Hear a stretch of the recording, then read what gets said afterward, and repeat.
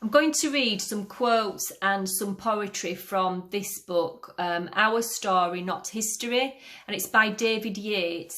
It's only £5.99 and you can find it on Amazon.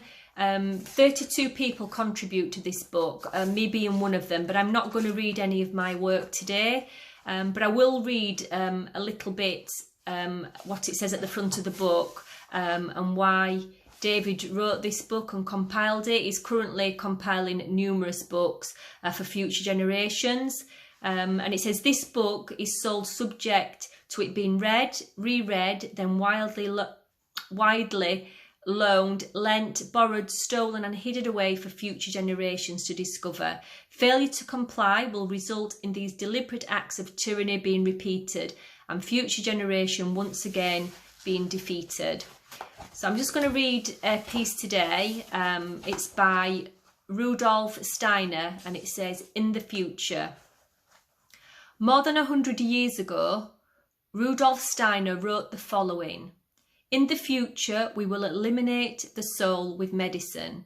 Under the pretext of a healthy point of view, there will be a vaccine by which the human body will be treated as soon as possible directly at birth, so that the human being cannot develop the thought of existence of a soul and spirit. The materialistic doctors will be entrusted with the task of removing the soul of humanity. As today, people are vaccinated against this disease or that disease, so in the future, children will be vaccinated with a substance that can be produced precisely in such a way that people, thanks to this vaccination, will be immune to being subjected to the madness of spiritual life.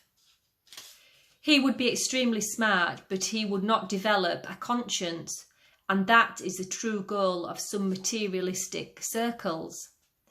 With such a vaccine, you can easily make the etheric body lose the physical body. Once the etheric body is detached, the relationship between the universe and the etheric body would become extremely unstable. The man would become an automaton, for the physical body of man must be polished on this earth by spiritual will. So the vaccine becomes a kind of Ahrimanic force. Man can no longer get rid of a given materialistic feeling. He becomes materialistic of constitution and can no longer rise to the spiritual.